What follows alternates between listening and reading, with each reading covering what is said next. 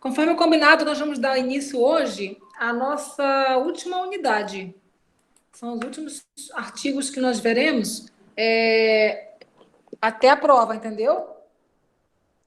Então, assim, nós vamos ver hoje, da matéria que está faltando para a gente no Código Civil, dos artigos 389 ao 401, que o William está até me pedindo aqui no chat para ele começar, entendeu? Então, o William pode... Deixa eu só dar um intro aqui rapidamente, tá? Para a gente poder deixar você conduzir, tá certo? Antes de mais nada, tá, gente? Nós temos só que ver objetivamente o que é o inadimplemento das obrigações. E aí eu vou colocar só um conceito aqui, uma noção, tá? Uma noção geral, para que você possa entender quando nós formos ler o que tem no código. Então, uma noção geral, né, do tema que nós estamos nos propondo hoje a estudar, tá? Então, eu peguei aqui uma mensagenzinha, que mensagem eu tentei encontrar uma pessoa está entrando agora, tentando para ajudar, e eu coloquei assim no chat para quem está observando, né? Inadimplemento é o não cumprimento da obrigação por meio de uma conduta dolosa ou culposa do devedor, ok? E aí você pode ver que dolosa, já devem ter aprendido, é aquela pessoa que tem a vontade, né, o ânimo, né, cândido de cometer o ato ilícito. E aí ele utiliza vários meios para cometer. Você vê que o código nos propiciou uma série de alternativas para resolver o problema. Então, tem alternativa? Sim, tem. Tem solução? Sim, tem. Ok? E mesmo que não tivesse rolado o meio, ou atualmente, nas condições em que nós vivemos, a contemporização é a bandeira de qualquer negócio jurídico. Tá? Bem, e a culposa, na noção geral que eu estou falando, ela se reporta ao quê? A imprudência, a negligência e a imperícia. São três situações, três condutas que vão caracterizar qualquer ato culposo, ok? E aí, vamos lá, William, começa, vai. Pode começar e se depender de mim, tu vai até o final, a gente vai estar se ajudando, tá? Ok, Paulo, pode ir, tranquilo, tá? Não tem problema, tá? William, pode ir lá. Você consegue me ouvir? Consigo. Tá. Boa tarde para todos. Sim, do inadimplemento das obrigações, disposições gerais, artigo 389. Não cumprida a obrigação, responde o devedor por perdas e danos, mais juros e atualizações monetárias, segundo índices oficiais regularmente estabelecidos e honorários de advogado. O artigo 389, ele fala do que acontece com o não cumprimento da obrigação, ou seja, acontecendo o ato da inadimplência, como a senhora falou, que é o não cumprimento da obrigação, ou então a falta da prestação devida. E aí ele acrescenta, falando que o devedor responde por perdas e danos, aí ele vai responder também por juros e atualizações monetárias, segundo também a horário de advogados.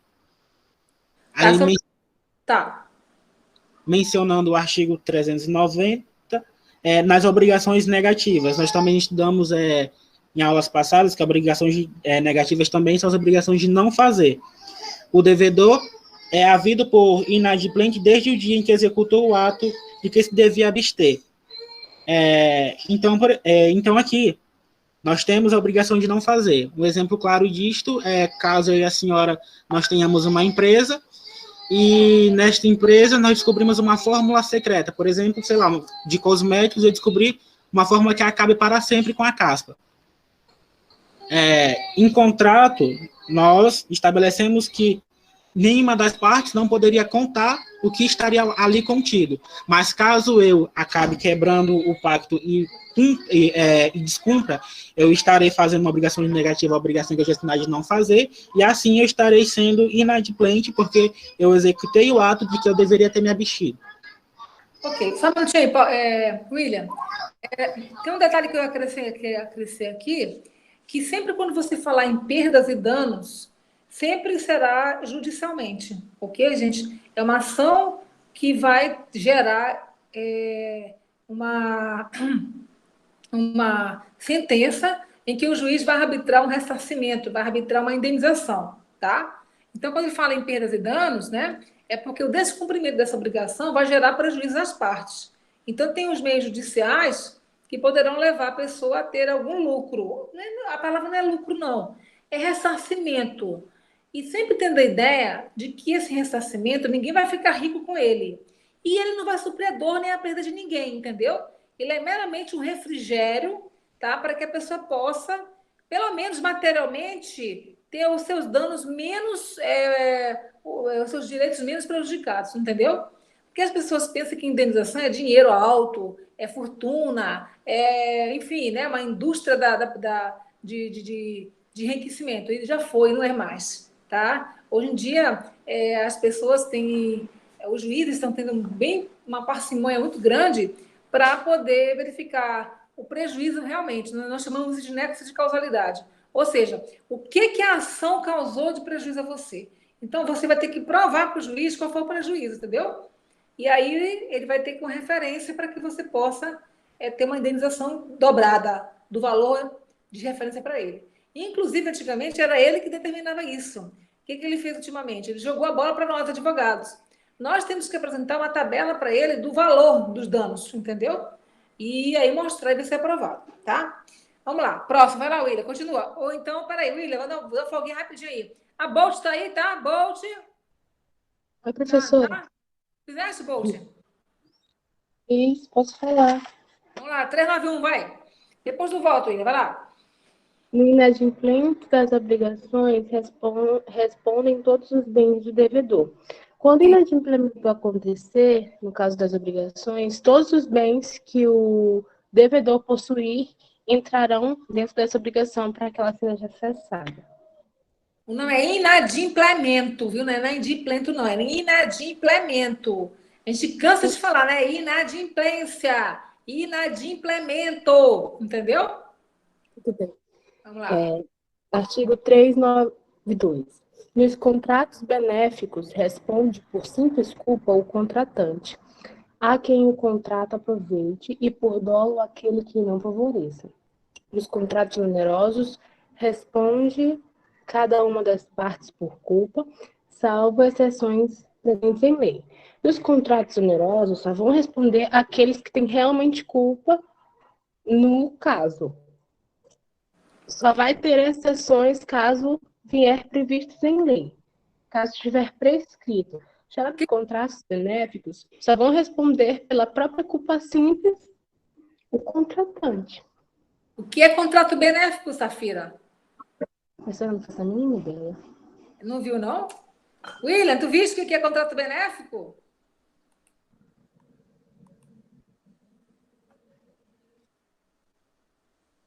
Tá no chat já, tá?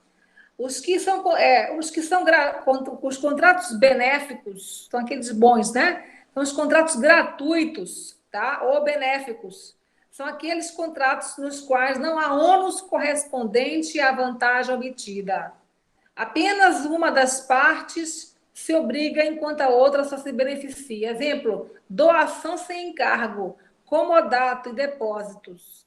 Tá, gente? Então, presta atenção. Você receber algo de presente que tenha ônus não é benefício algum. Tá? Então, tem que ver tem que fazer uma análise da situação para verificar os prós e os contras, tá? E aí, uma doação que está no nome de terceiro para transferir para o teu nome vai gerar ônus, claro que vai. Porque por fato de ter sido dado, não significa que você não vai ter encargos, tá? São raros os casos em que você não vai ter encargos, ok? Então, vamos lá, fale.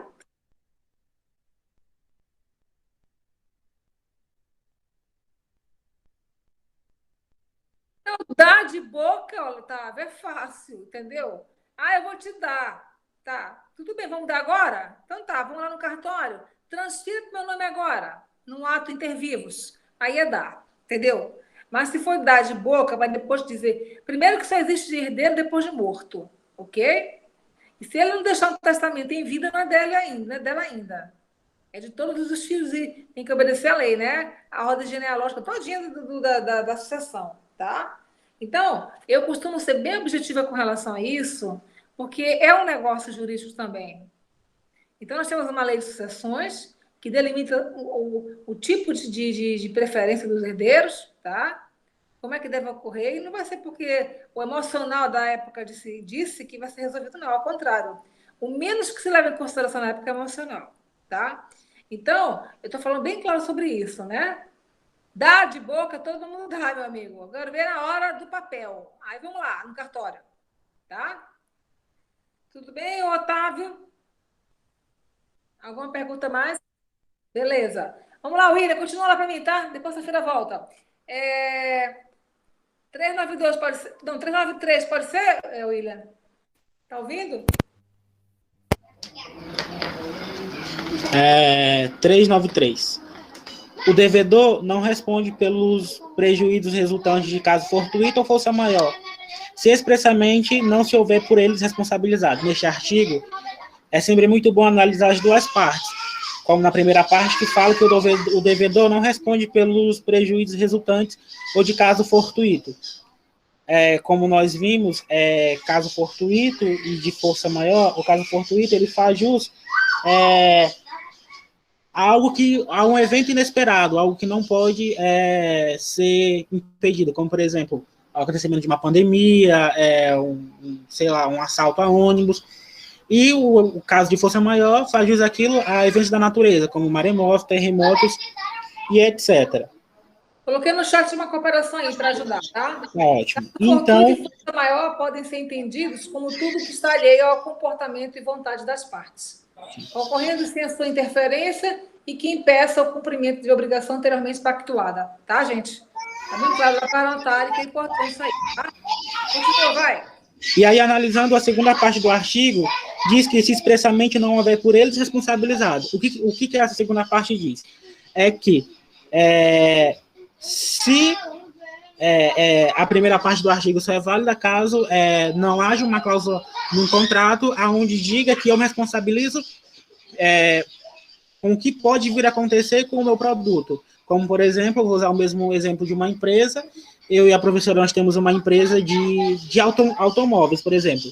E aí eu me comprometo a ela a entregar 100 carros para ela em determinado prazo, só que neste contrato eu assino que caso haja caso de força maior, caso fortuito, eu ainda assim irei ter que cumprir com a minha palavra e dar para ela os 100 carros que eu havia me comprometido no contrato. Então, neste caso, não é válido, porque eu tomei responsabilidade para mim de pagar para ela ainda que acontecesse estes casos. Na verdade, em palavras mais simples, tá, gente? É porque é o seguinte: se houver no contrato alguma cláusula de responsabilidade para que evite o sinistro, para que evite o acidente, ou alguma cautela que possa ser dada sobre a minha responsabilidade, e aí, nesse caso, ocorreu o problema, e lógico que eu me responsabilizo por ele, né? Eu assumo a responsabilidade. Mas se não, entendeu? Se não houver nenhuma previsão legal ou jurídica no contrato, alguma coisa, então a coisa passa, né, como ela extingue, ela desaparece.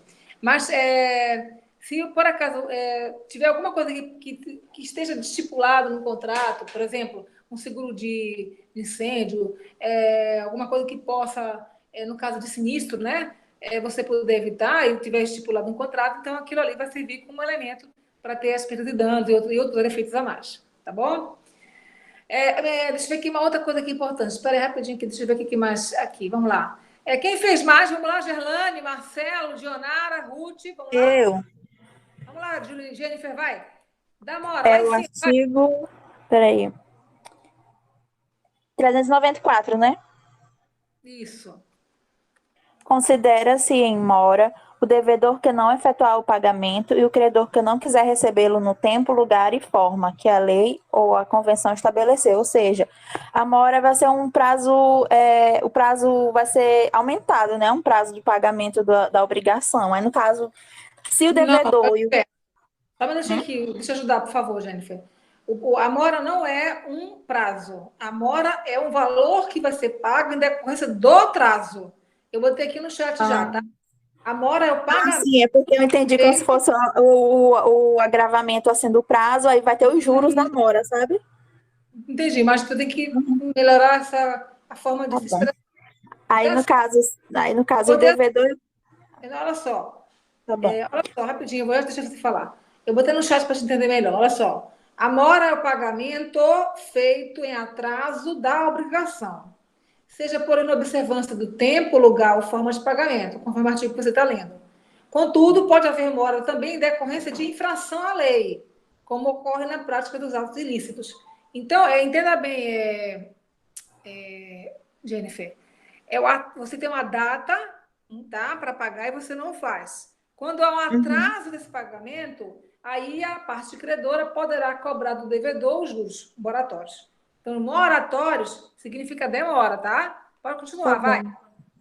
Aí, no caso, vai ser estabelecido em convenção do credor e do devedor o valor, né? E Exatamente. desse prazo que foi aumentado, que não foi feita a obrigação. Exatamente. Aí, no caso, o artigo 395. Responde o devedor pelos prejuízos a que sua mora der causa, mais juros, atualização dos valores monetários segundo os índices oficiais regularmente estabelecidos e honorários de advogado. Ou seja, o devedor ele vai ser responsável pelos prejuízos da sua mora, caso desse valor que ele vai ter que pagar nessa demora de fazer essa obrigação. Ele vai ser responsável, ele vai dizer o porquê que ele demorou para pagar e tal. E mais os juros, né, dessa mora, dessa obrigação, mais a atualização dos valores monetários, porque, digamos que ele pague e em outro tempo a inflação pode estar maior, então vai ser um valor diferente.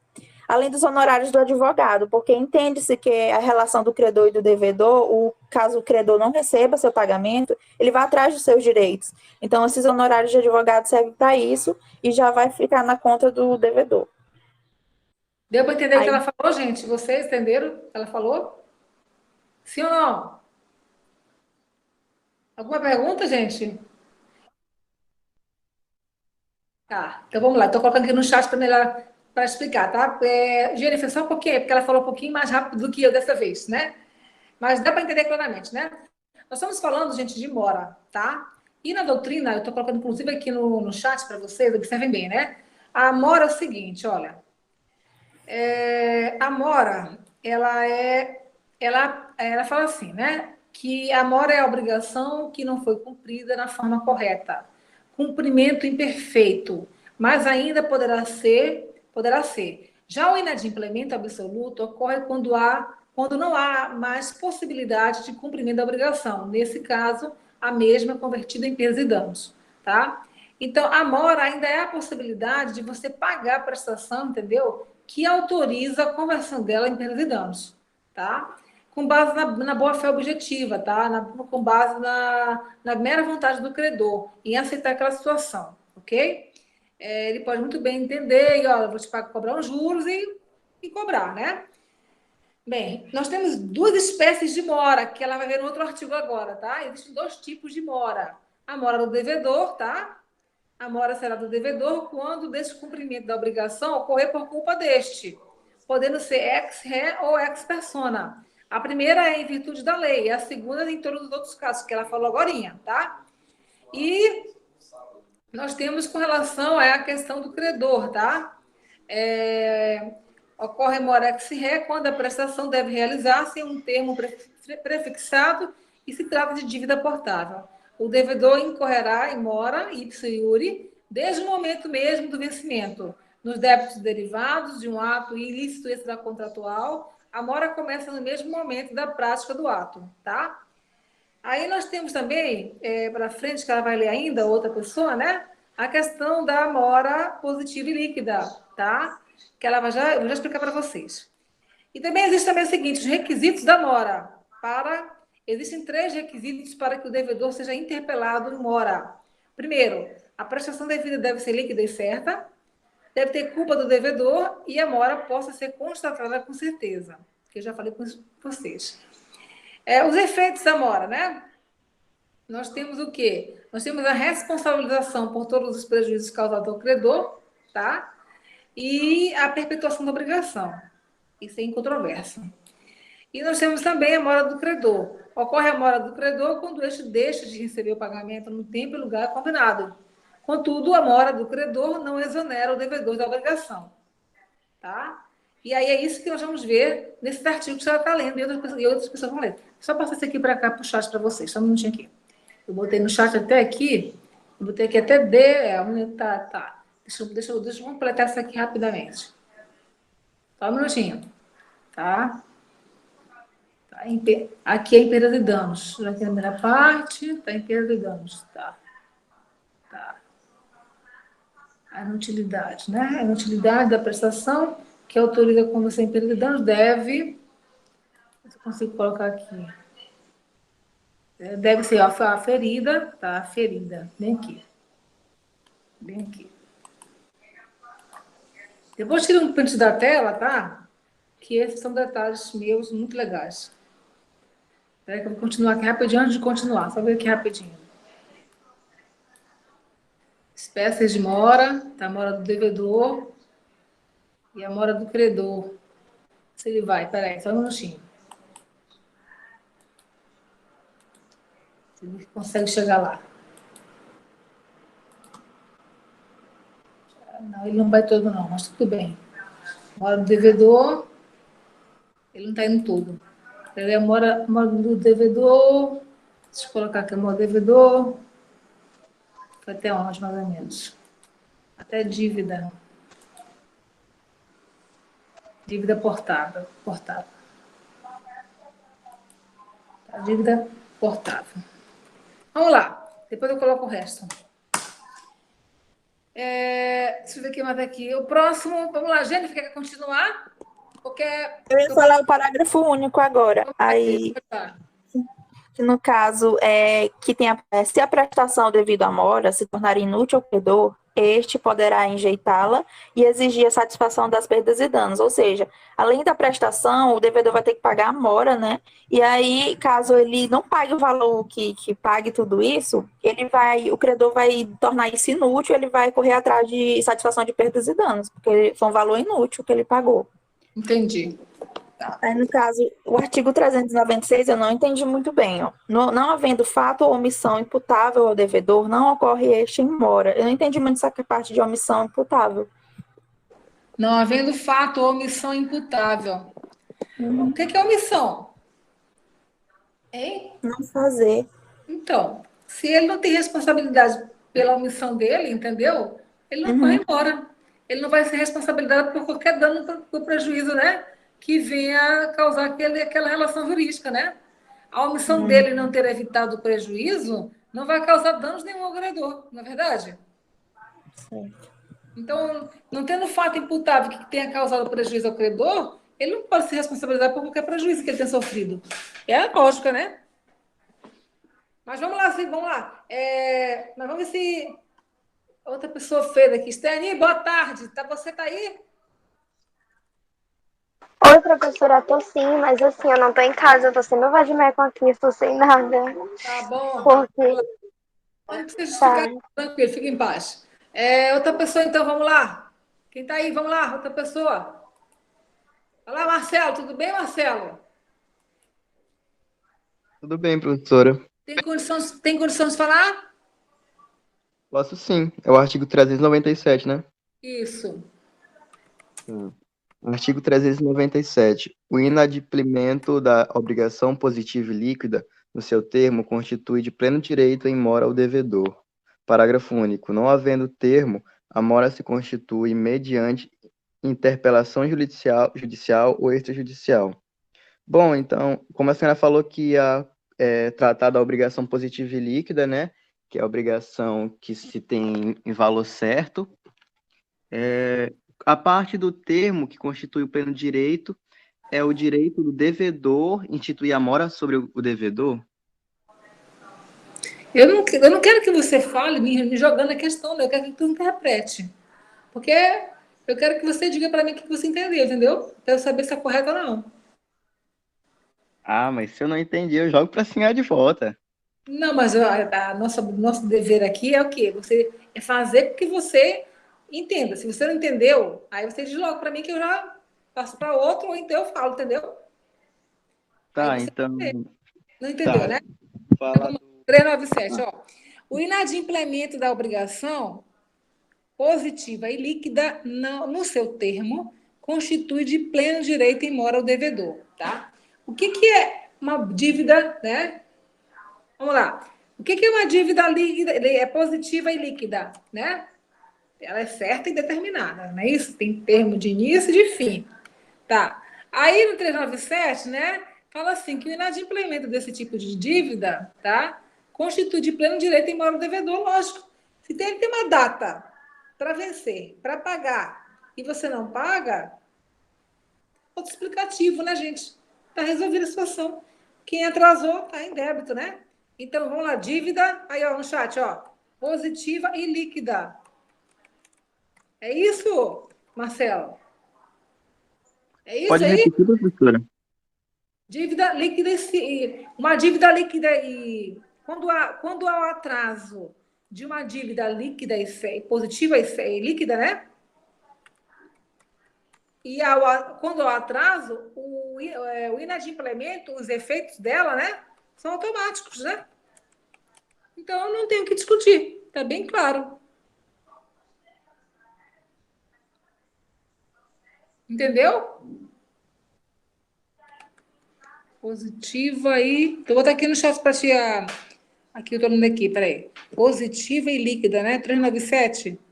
Tá. Positiva e líquida. Beleza. Vou colocar para ti no chat para ver se tu entende melhor isso aqui. Tá. Ai, vamos lá. A dívida líquida representa o grau de endividamento de uma empresa e o quanto de capital ela possui em caixa para quitar suas dívidas, tá? Por exemplo, caso a empresa X possua uma dívida de 700 milhões e detém em caixa uma média de 400 milhões de reais, sua dívida bruta será de 600 milhões. Entretanto, a dívida líquida é de 300 milhões. O que é uma dívida líquida, né? Tá? Vamos lá. A dívida líquida refere-se ao volume de empréstimos, financiamentos e fundos que a empresa possui de forma correta, é a quantidade em dinheiro que a empresa ou o credor, ou então o devedor deve ao credor, né? Que vai gerar o seu endividamento. Então, ele é bem claro, né, gente? Ele é bem certo, né? Eu quero coisa melhor ainda, peraí. Tratando-se de dívida líquida e positiva, artigo 397 do Código Civil, a sua incidência deve ocorrer com o vencimento da obrigação, que, no caso, corresponde às datas em que os serviços foram prestados, estampados nas notas fiscais. Está bem claro também. Tá? Quero outra coisa aqui melhor ainda, peraí. Em se tratando de dívida líquida e positiva, a incidência de juros de mora tem termo inicial na data de vencimento a vencer entre as partes. Tá? Então, a correção monetária será a partir do momento que vence a dívida, tá? Sob pena de não atender à finalidade de recompor moeda. Entendeu isso aí? Hein? Algum problema com relação à dívida líquida, gente?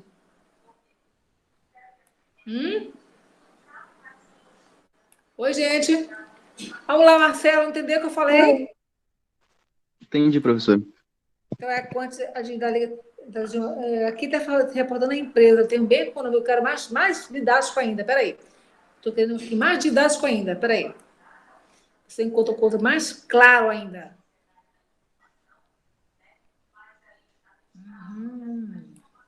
É isso que eu quero. Bem aqui, encontrei. Mais do que isso eu quero. Mas aqui vai bem claro agora. Mais claro ainda. Tá. Aham. Não quero isso aqui, não. Não quero. Não. Deixa eu ver aqui. Tá. Eu quero mais didático. Fala muito de múltiplo, de dívida, de cálculo. Dívida líquida. A dívida líquida é um conceito muito importante de ser tratado, tanto nos dias atuais, no mundo das empresas, quanto na vida das pessoas, de forma geral.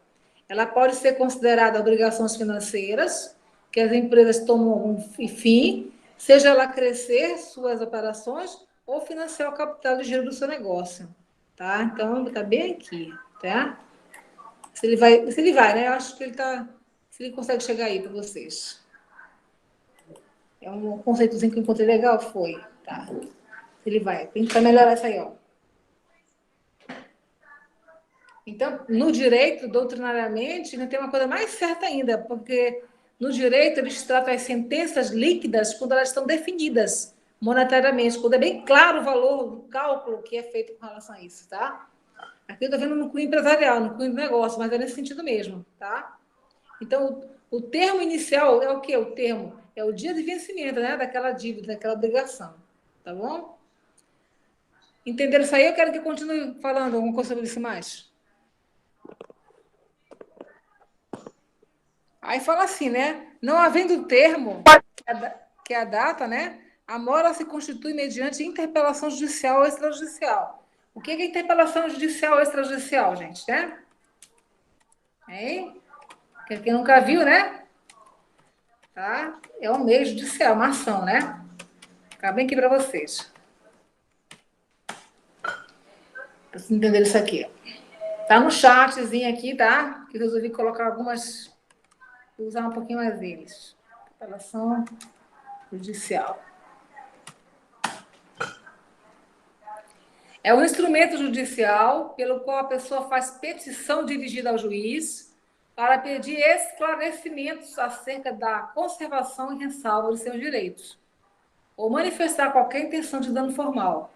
O objetivo da interpelação é que o juiz intime o requerido, tomando assim, presumivelmente, certa ciência por este. Tá? Vou colocar bem aqui também no chat para gravar isso aí, tá?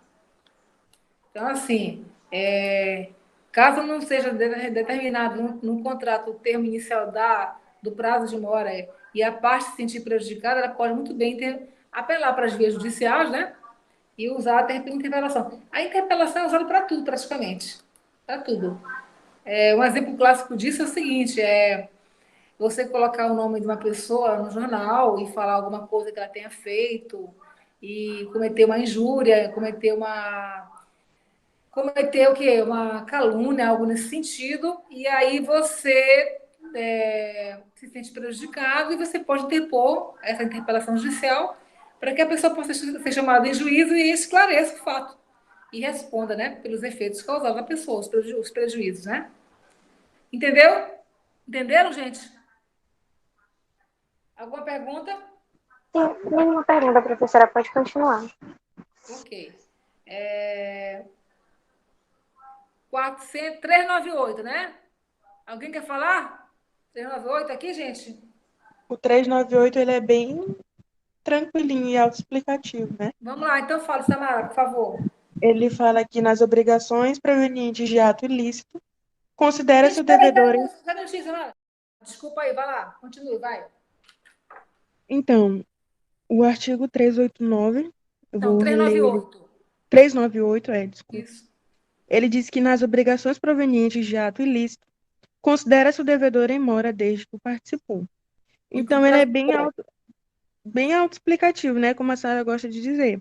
Sim. Aqui, se o contrato, alguma coisa foi criada sem obedecer à ordem jurídica, com alguma ilegalidade, alguma coisa assim, desde a formação dele, do momento em que ele foi criado, ele é considerado em mora. E é bem simples. É bem simples mesmo.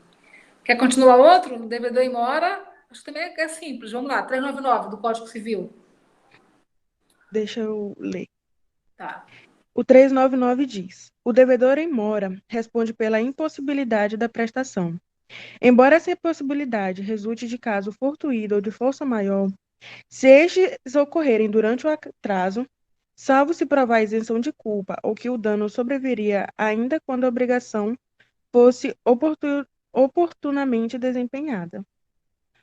Então, aqui ele só fala que, caso ocorra o atraso, alguma isenção, alguma coisa assim, o devedor ele vai responder pela impossibilidade da prestação. O artigo ele é bem claro quanto a isso.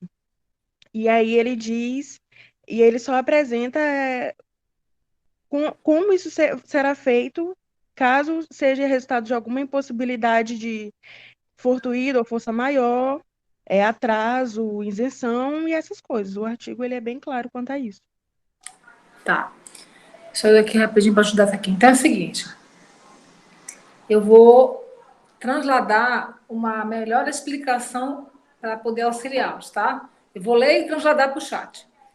O dispositivo em questão refere-se à perpetuação da obrigação, um dos efeitos da constituição do devedor em mora. Assim, o devedor em mora continua obrigado pela danificação da coisa, mesmo em hipótese de caso fortuito e força maior. A exclusão de responsabilidade, nesse aspecto, somente pode se dar com a prova de que o dano tenha sobrevindo, ainda que o devedor tivesse cumprido oportunamente com a obrigação. Trata-se, portanto, de presunção relativa de culpabilidade do devedor, mas que pode ser ilidida com a prova em contrário. Ilustrativamente, pode-se mencionar a destruição por raio de coisa fixa ao solo. Mesmo que o devedor tivesse cumprido com a obrigação no termo aprazado, o bem teria se deteriorado, tá? Então, aqui é muito bom isso aqui. Eu vou tentar, se ele for, né? Eu acho que ele não está indo aqui, peraí. Ele não está indo, mas não estou conseguindo transladar, tá? Copiar, no caso, né? Ele não tá fazendo que esteja bloqueado o texto. Mas está bem claro o que ele falou aqui. Foi o que ela disse, né? Pena que não está indo. Mas está bem claro. Ok? 39400. Por favor. Outro para falar. Edjane, Laiane, Dionara, Maiane. Por favor, alguém quer falar? Vamos lá, William. Quer ir, William? Vamos lá?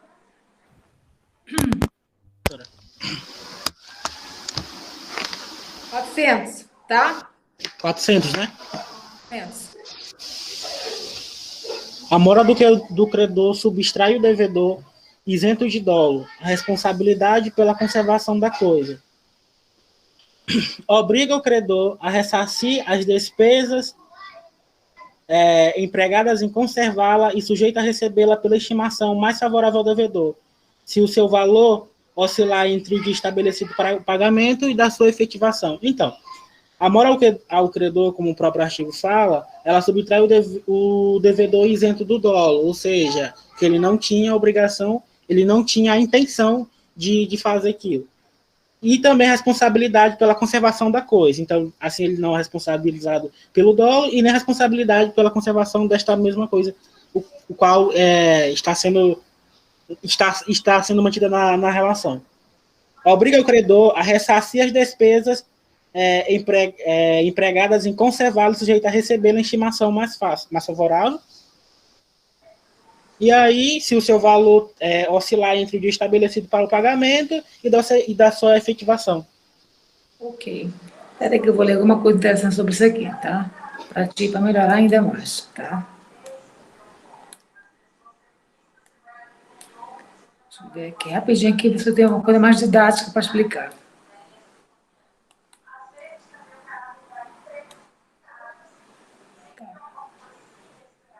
Não tem. Ele não abre para mim de jeito nenhum para poder dar uma busca aqui.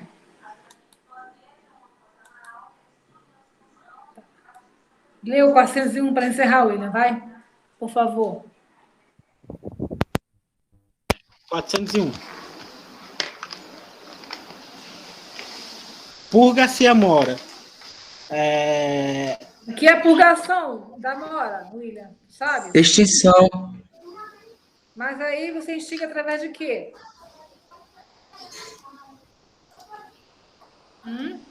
No caso, eu posso explicar aqui, professora? Vai, explica, vai. Por parte do devedor, oferecendo a prestação, mais a importância dos prejuízos decorrentes do dia da oferta.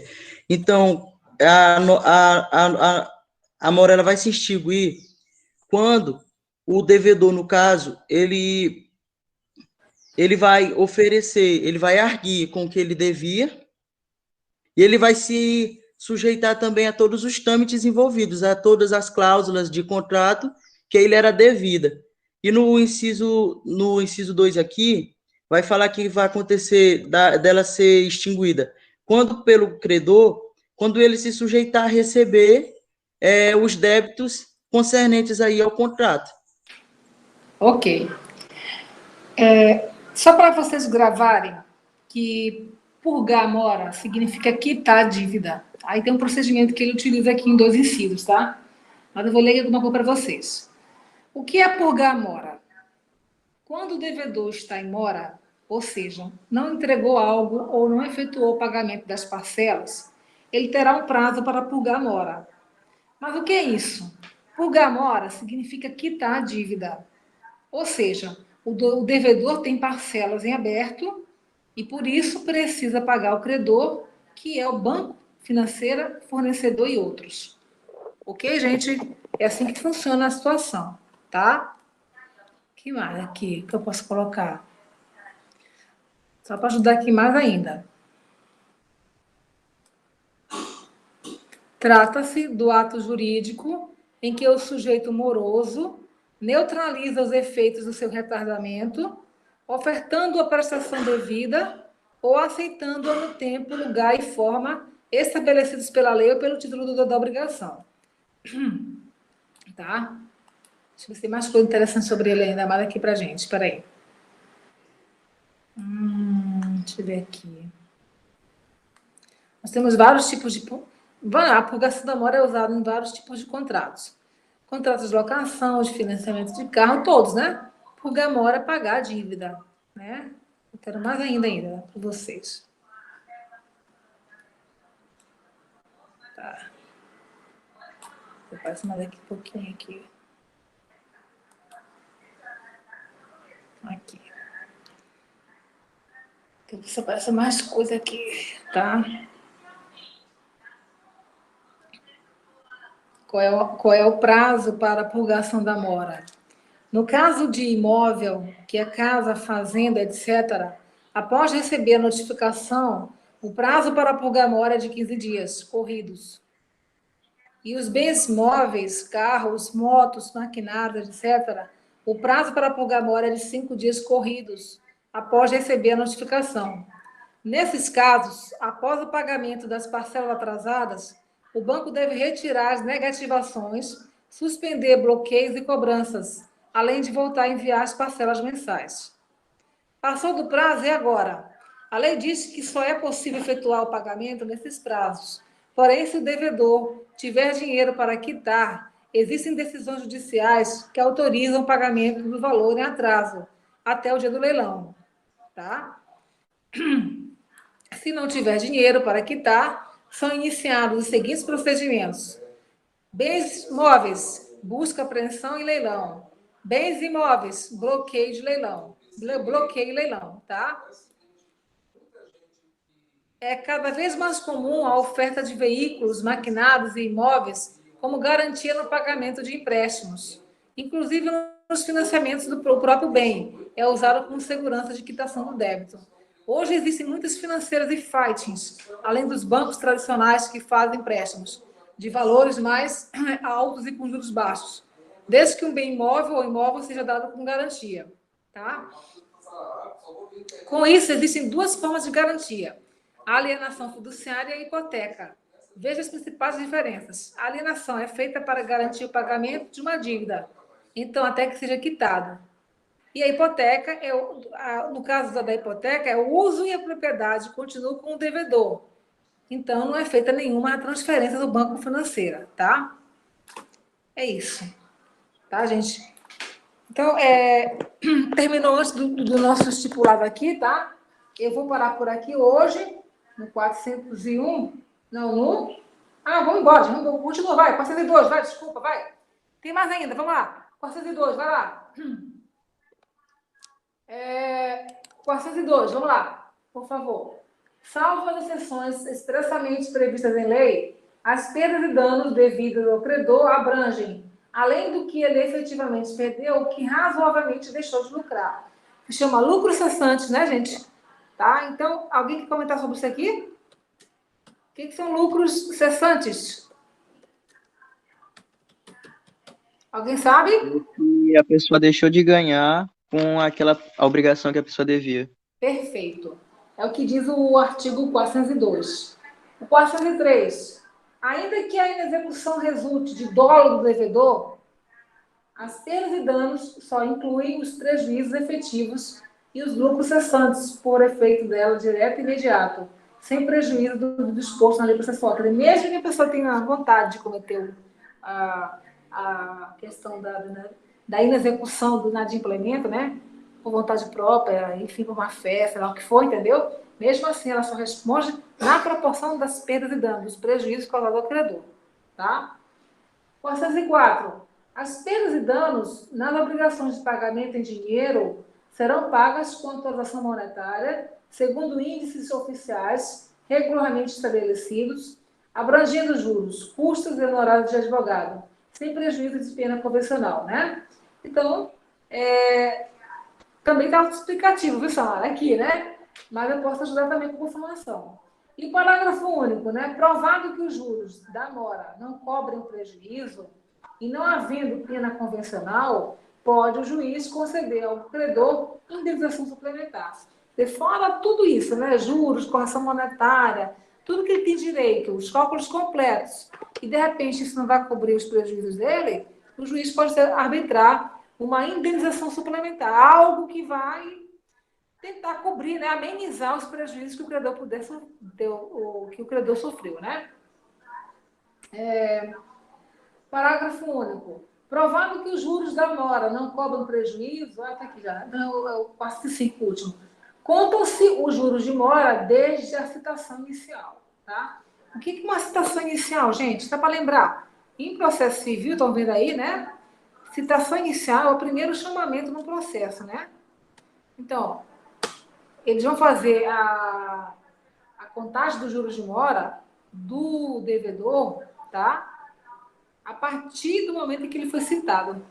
Isso aí é que a lei fala, tá? Só para lembrar aqui que a citação, né? Deixa eu colocar aqui em termos práticos para vocês. Onde aí?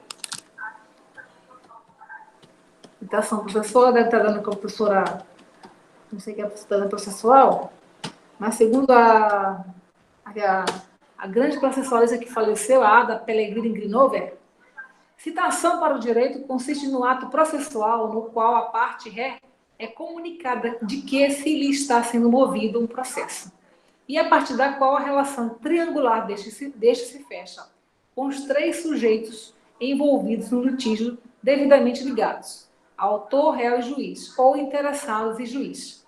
Quando uma ação judicial é proposta perante a justiça, a pessoa, a relação a que se pretende fazer valer um direito, tem que ser chamada para compor a relação processual, tá? E aí vai cumprir o princípio da ampla defesa, né? Que devem ter aprendido já, né? Ou do que, gente? Ampla defesa ou de quê? Hein? O princípio do contraditório, professora? Exatamente. Exatamente. Aí para vocês lembrarem, tá? Então, aí as pessoas acham que o prazo a contar dos danos é do momento que ocorreu. E muitas vezes a pessoa não interpõe ação naquele período. Leva um tempinho, se não prescrever, se não caducou, né? Leva um tempinho para interpor. E aí, quando vai para um contador judicial no final, que você vai levantar os valores devidos, aí a lei vai prevalecer, né? Você vai contar a partir do momento em que a pessoa foi citada. Tá bom? Eu vou parar por aqui hoje, gente. Boa tarde para vocês, tá? Eu tenho um compromisso realmente sério hoje. É o seguinte, ó. Na próxima aula, tá? A gente bota para terminar, né?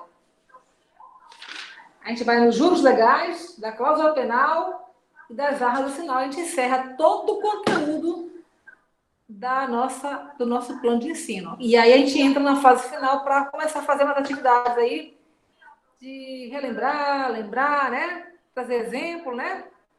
Para a gente poder pegar as provas. A prova que vem aí, tá bom? Tá bom. Alguma Tchau, dúvida? professora. Hein? Beleza. Grande beijo para vocês. Boa tarde. Tchau. Tchau. Boa tarde, professor. Tchau.